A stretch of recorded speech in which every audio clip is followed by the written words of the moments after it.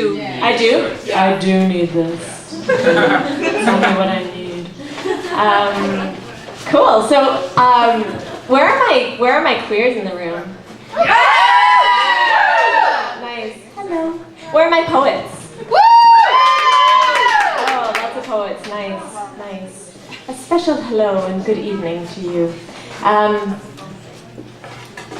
Are you up for audience participation? Yeah. Yeah? Okay. Oh, except for one person who just said no. Okay, so I've got this fun little romp of a poem. Can I get a little bit of light over here so I can see? Oh, there isn't? Oh. Well, this will be interesting. Okay, so I guess that means I'm holding some stuff. Okay, so I have this fun little romp of a poem called "Is That What Made You Gay?" And I need you guys to be my backup singers. Well, sort of backup speakers. It's more of a chant that you're doing than singing. Okay, are you up for it? Yeah. Okay. All right. So this is what I need from you. I need you to say, "Is that what made you gay? Is that what made you gay? Is that what made you gay? Is that what made you gay?" Keep it going. Is that what made you gay? Is that what made you gay?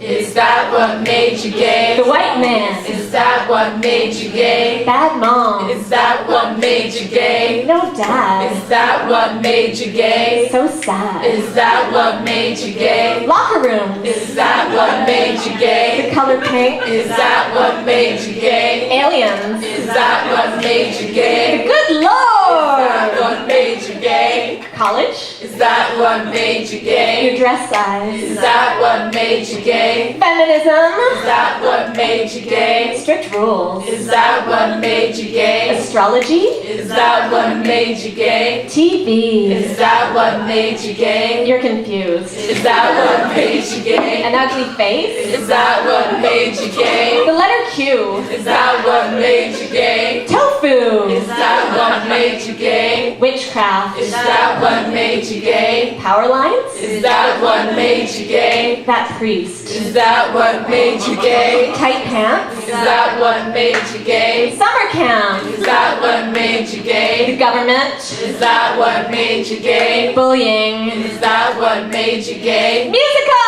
Is that what made you gay? Fashion. Is that what made you gay? Toxic waste. Is that what made you gay? Bathing suits. Is that what made you gay? Your coach. Is that what made you gay? Bad karma. Is that what made you gay? Atheists. Is that what made you gay? S&M. Is that what made you gay? Liberals. Is that what made you gay? No way. Is that what made you gay? No way. Is that what made you gay? Seriously, not a chance. Thank you.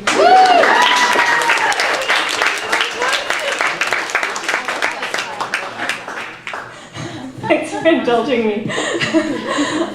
Okay, so do you want to see me do an impression of the mainstream media? Yeah? Okay. All right, I promise no audience participation in this one, except if you want to cheer, which is fine. I encourage that. All right, so this is my impression of the mainstream media. White, white, white, white, white, white, white, white, freak! White, white, white, white, white, white, white, power, money, war, power, money, war, power, money, war, fight, fight, fight! White, white, white, white, white, white, white, white, white, white, white, white, kittens, puppies, heroes, kittens, puppies, heroes, white, white, white, white, white, white, money war, ho, slut, bitch, slut, ho, ho, ho, ho, ho, ho, white, white, white, white, white, white, white, white, outsider, outsider, outsider, outsider, white, white, white, white, white, white, white, white.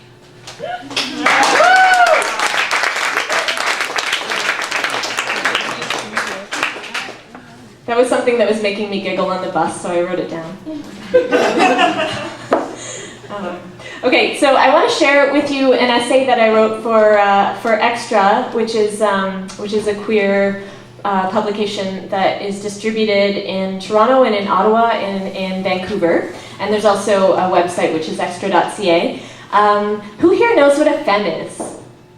Me. Who here what? Oh, well, that's because you are a femme, right? Maybe. Okay. Okay, so a femme is, well, I guess the shorthand of the definition of femme would be, and this is very, very, very basic, would be a sort of feminine, queer, fierce, smart, strong, somewhat bitchy, very proud person. Yeah. Okay. So that's what I am. And I wrote an essay called The Beauty of Femme, or How I Learned to Stop Worrying and Love the Booby Trap. So this is how it goes. Anyone who has witnessed the power and beauty of a femme walking down the street knows that something happens in the atmosphere. A sizzling, crackling something or other when she's near. Men walk into doors, and women drool visibly. It's like femmes have their own weather systems in which they create lightning at will and decide where it lands. But where does this power come from? It comes from choice. Femme is a chosen, cherished practice that's born of a conscious decision to value what's usually dismissed and imbue it with a shimmering, multifaceted power. To me, it's all about the courage to stick out, welcoming the tongue-tied adoration in exchange for your smart, beautiful, strong fabulosity. Most femmes will tell you their power emerges from a combination of unabashed celebration of play, intelligence, and beauty, and a fierce self-possession that does not often accompany the mainstream flaunting of femininity. Girls Gone Wild, anyone? Right? Femme is a flawless recipe for inspiring wonder. When a femme walks into a room, the loud thoughts of people all around her, regardless of sexual orientation, translate to something like, who is that woman? And why can't I look away? Because she's magical. That's why. Femmes rebuild a sense of reverence in the world. The vibrant, brawny energy of femme charms the pants off pessimism, and it shifts assumptions. But it also inspires people to be in service to the feminine, and God knows we need a little bit more of that in the world. I recently used the term worshipful to describe the kind of pure, focused, appreciative attention that femmes often receive. People want to do things for us, not necessarily in that insistent ladies first way, but that does happen. More often, it's in the spirit of service. If you have a need, please tell me. I wish to fulfill it. Pretty charming. You don't even have to be a top to enjoy the hell out of these moments, you know? It's a delightful circumstance that makes me feel like I've gone back in time. But what historical era featured gallant men and women in optional mental servitude to the whims and pleasures of powerful feminine women who knew their own strength and value? Nothing comes to mind. That said, despite the fact that femme has been around as an identity for decades, it's widely misunderstood both inside and outside queer communities. Femmes aren't apolitical, and we're not anti-feminist. In fact, the opposite is true. Embracing a combination of femininity, joyful embodiment, intelligence, and radiant strength is a political act. It represents a radical recoding of femininity as a potent and valued mode of expression. It forces us to confront our dismissive, anti-feminine assumptions on a moment-to-moment basis. If she's showing cleavage, she's not a feminist. If she shaves, she's not political. If she's pretty, she's unintelligent. If she's fat, she can't be sexy. If she's sexy, she can't be taken seriously. Practicing femme is taking direct action against the patriarchy, and everyone is enough to join the femme party. including those of us who are fat, short, smart, scrawny, flat-chested, aggressive, funny, and mean. Women who are typically judged as unsuccessful in their femininity. And they get a hell yeah for their outfit. Though elements of physical presentation are an essential part of femme identity, it goes way beyond lipstick and cute shoe dress combinations. Femme is also a highly visible celebration of body and sex and politics and power and intellect and glitter. Yes, glitter. Because glitter is central to magic and magic is central to femme. While there are many deeply charming aspects to being femme, one of the less than pleasant parts is the feeling of never being seen for what you actually are. A queer. Not a flirty, vapid, and available straight woman in cute heels. This can get frustrating, and a lot of the femmes I know complain about being incognito queers. But if you look at this invisibility from another angle, it becomes hella fun, because no one sees your gender party crash coming. Think of the sheer culture shock we can enact at will. The change potential here is awesome, utterly recoding what's assumed or understood to be true when encountering a person who is typically feminine. It's especially delightful to be occupying a deviant sexuality while schooling the world about what femininity can mean.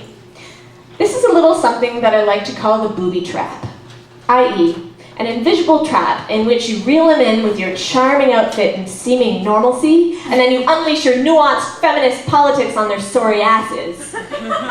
It's way better than therapy, let me tell you. But if you're feeling less than eloquent during one of these awkward moments, there are other options. That's right. One of my favorite things to do when I get head checked, which is my term for when I'm assumed straight and then eagerly consumed as a piece of eye candy who will undoubtedly reciprocate this steamy love gaze, is to do something totally disgusting. Like hork up a big phlegm ball, or cough and wheeze elaborately.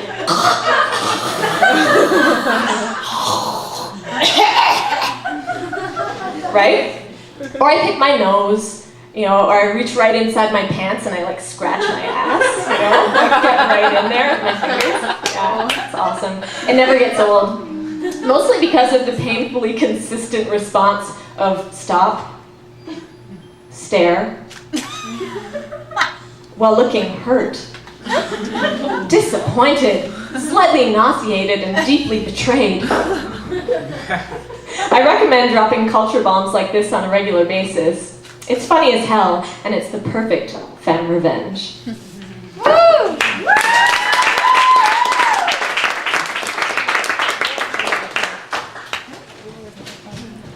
Thanks. So, I've spent the last 3 years, as Stephanie mentioned in the introduction, I've spent the last 3 years writing a play, and it's called Falling Open. And the theme of the play is sexual abuse. It's a sort of storytelling, sort of a play, and it's narrated by a living doll, whose name is Doll, and she invites the characters of the abuser from the time he was a little boy to the all the way up to the point where he begins abusing a little girl, and then her voice comes into the story as well. So, needless to say, gender, violence, sexuality, all of these things, all of these themes have been on my mind and sort of taking a significant portion of my brain space for the last few years. And I've been thinking a lot about adolescence as the time when so much of this, I guess, comes to the fore, or maybe it's a case of it becoming more activated or more obvious, where our girl psyches are sort of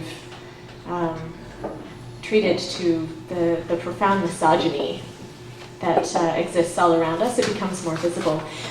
So a couple of years ago, I was in Halifax, and I was really oh, are you from Halifax? Yeah. Amazing. You have a wonderful city. I really, really like it. Do you know the Robert Street Social Center? Yes. Yeah? Okay. Cool. Awesome. I did a residency there for a couple of weeks, and this poem that I'm about to do, which is called Buttercup, came from that time, and just kind of sitting and steeping in these ideas about our experiences of gender in adolescence. So this is Buttercup. She walks down the main strip. Slight tug of shirt to cover vulnerable skin. Slight jag across the tamed and tired grass. She plucks up a buttercup to fill the space between her restless fingers like a cigarette. Twirl, twirl between finger and thumb now. Twirl, twirl like a private parasol.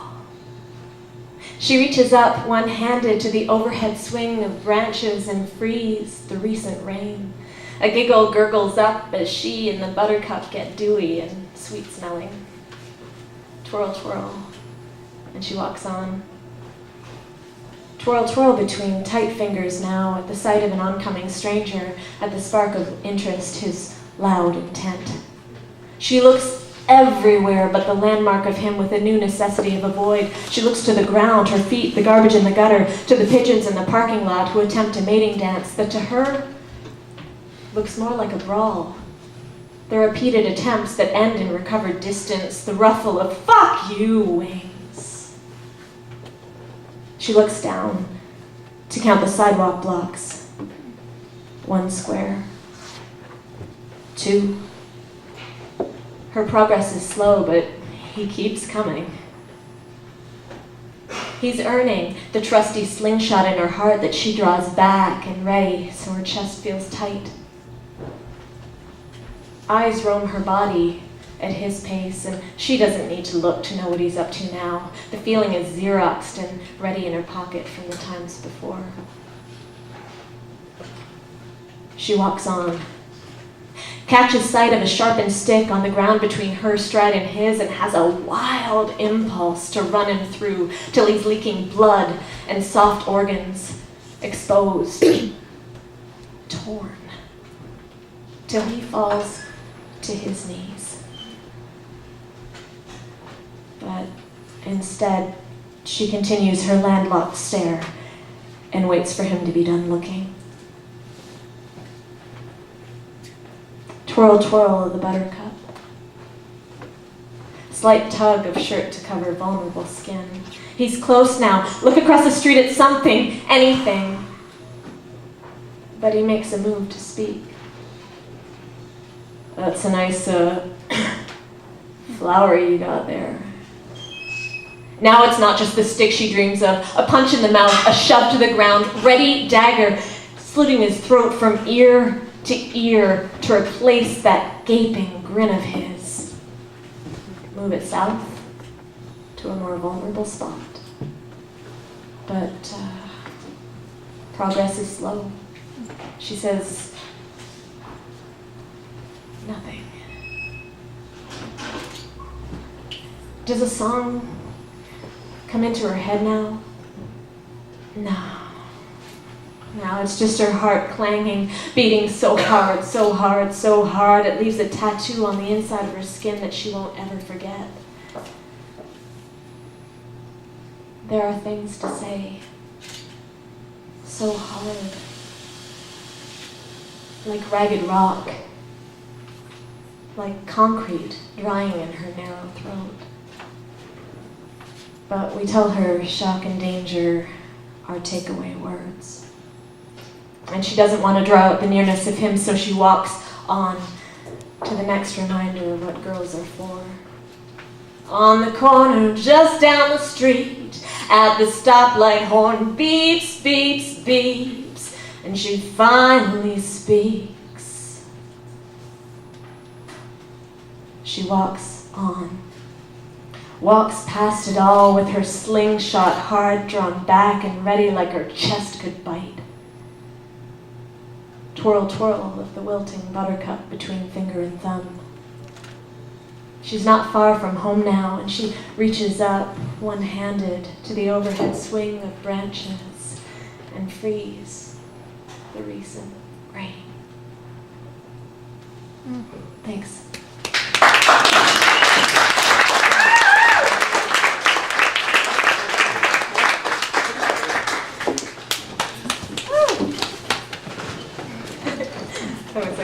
second go at it. Woo!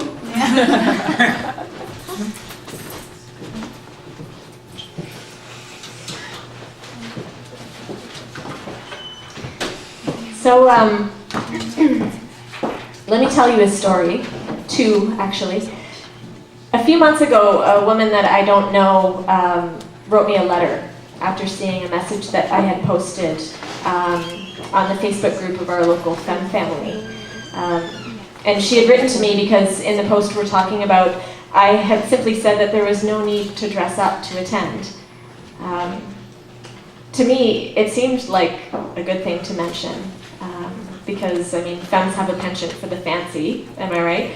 So I just wanted to know, I wanted everyone to know that they didn't need to dress up to belong. You know, pretty straightforward. So I would have just happily accepted her nice feedback and gone on with my day, but there was this other part of the message where she proceeded to explain to me about how it is to grow up poor. And she told me what it was like for her to always wonder if she was dressed right. And she worried about, you know, underdressing because of misunderstood expectations or overdressing out of overcompensation, and how that sort of spilled into adulthood as social anxiety that keeps her from attending events because she's afraid to stick out. And you know, I was reading this message and I felt for her, and I suppose she thought she was doing sort of a good deed by filling me in on you know, why if you're poor you need to hear things like this. You need to hear that you belong no matter how you look, no matter how you're dressed. But the trouble is that she was unknowingly explaining all this to the child of a poor single mom with like 2 shit jobs and lots of debt. And so, you know, growing up, we had to make do with the castaway clothes of, you know, my mom's friends' kids, and basically whatever hand-me-downs that we could scrounge. And anyway, after all the bumps and burns of learning middle-class belonging, and with the two of us having so much in common, it sort of broke my heart that she went ahead and assumed that we didn't share that experience. You know, that I knew this stuff, like how to behave or whatever around the poor. Like I'd read something on the internet or taken a university class on oppression or something like this, rather than going, you know, with this notion that we might have this experience in common. And then it hit me all of a sudden that this is what we do as human beings. You know, unless it's totally obvious, and it rarely is, we assume that we're alone in that experience.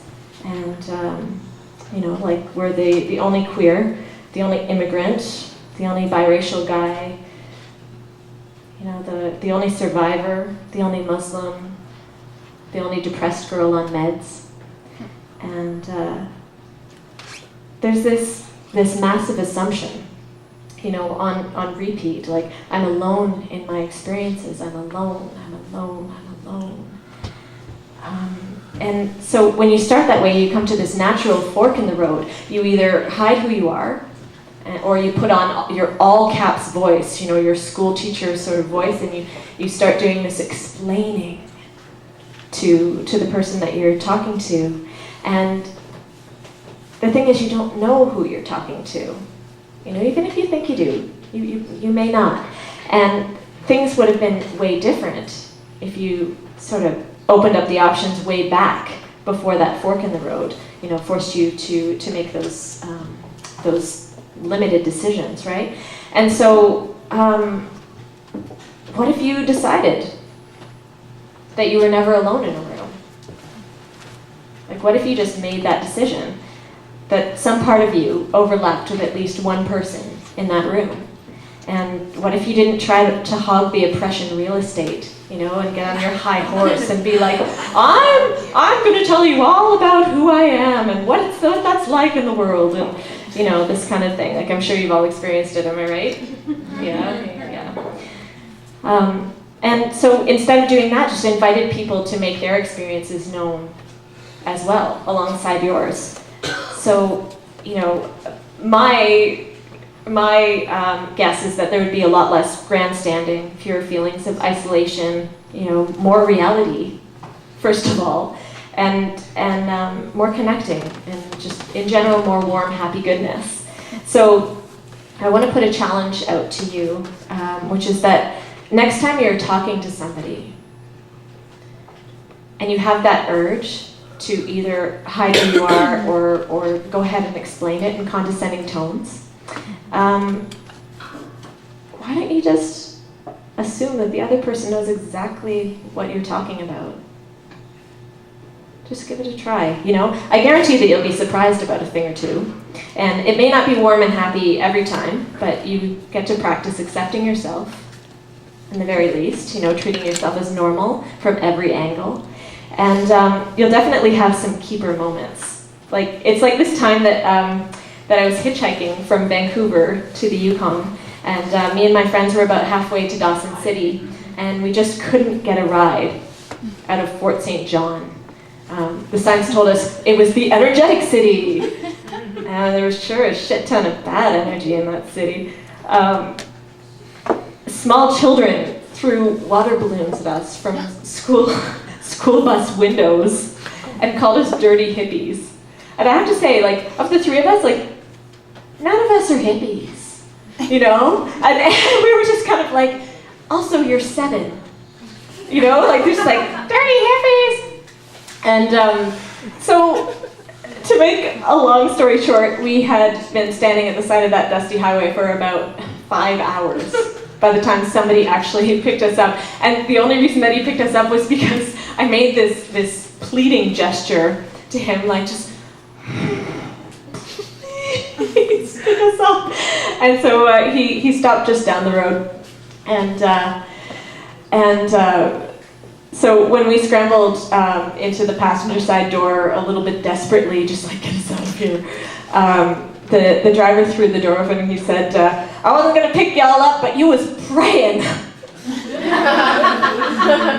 And we laughed and we thanked him and we piled into the cab. And there were 2 drivers in the truck, as it turned out. They usually drove 24/7 on 4-day hauls between Edmonton and Alaska.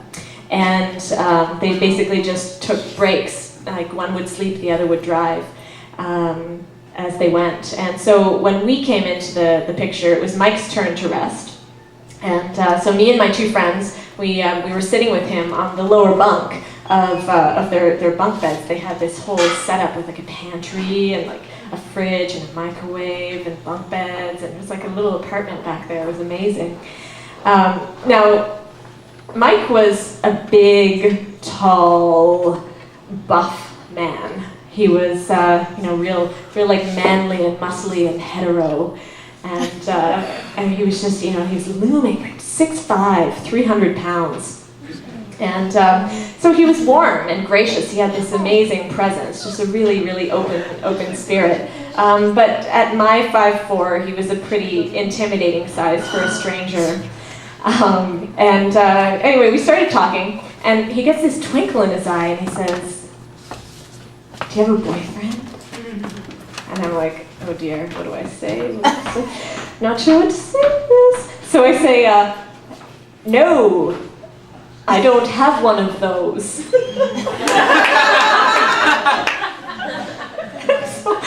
so awkward. And so he just kind of cocks his head to one side and he's like, okay. He just lets it go, but he can tell that there's something to that story, right? And so he brings it back to this boyfriend thing at the earliest opportunity. And at that point, he says, so when he asks again, I thought, okay, well, what the hell? I'll just let it all hang out. I'll just, say who I am and all this stuff. And I have to tell you, he had a huge surprise in store for me. It was crazy. So Mike the manly says, "You sure you don't have a boyfriend?" And I say, yep, I'm pretty sure. And he says, so you're not seeing anyone? And I reply, oh, I didn't say that. And Mike says, so you are seeing someone, I knew it. And I say, I have a girlfriend, her name is Dana, also I'm a witch. I figured might as well just tell him everything all in one go, right?